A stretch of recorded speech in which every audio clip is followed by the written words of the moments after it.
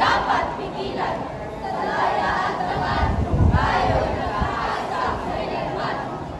Pagkatapos ng ilang kultura at kinabukasan, lamang kailangan pagkalaan at ingatan.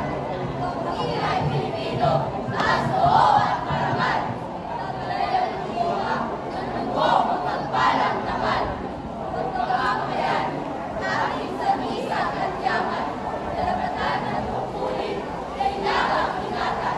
Bumoko, wika, makilamo, maglingkod, magmalasakit, maging halili ng pagunlad. Ang ating kalayaan, hindi ganoong lamang. Ito ay kalayaan, ng dugo, tapis at buhay. Karapatang magpahayag, gamitin ng may kabuluhan. Karapatang mabuhay, malaya at payapa. Sa sariling bayan, di dapat mawala. Yamang ikinaglaban ng ating mga ninuno. Dapat pahalagahan at huwag ipagkanulo.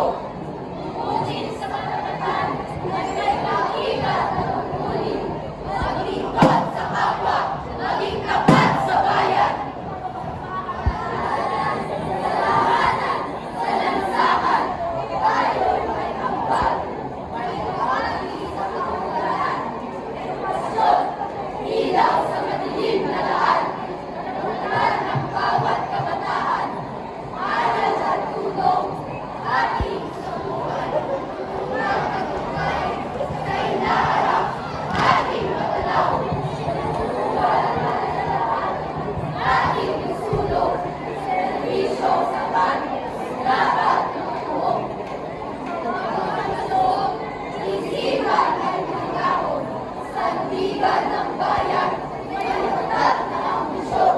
Trabaho para sa bawat kamamayan, karapatan makamit ng sino man.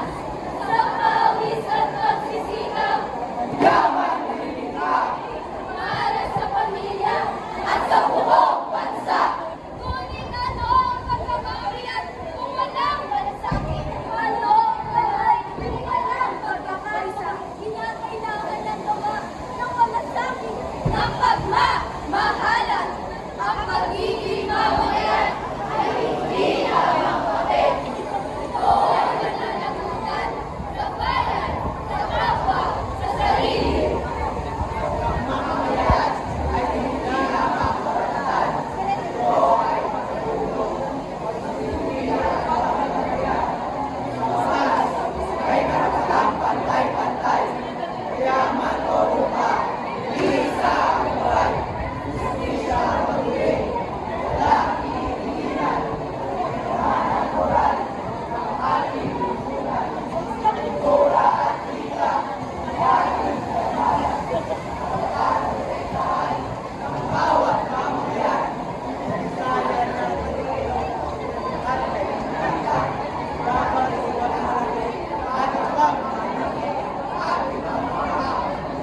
Tayo ay mamamayan.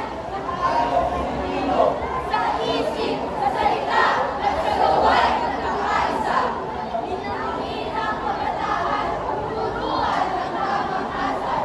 Gabayan sa tamang landas, pagyamanin ang pagmamahal.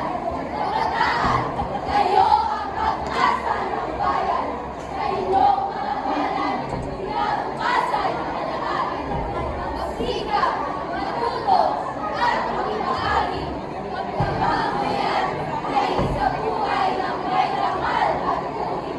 Nawala, magigora ng pagkakasa. Sa diwa ng bayan na, magtutuhan bilang.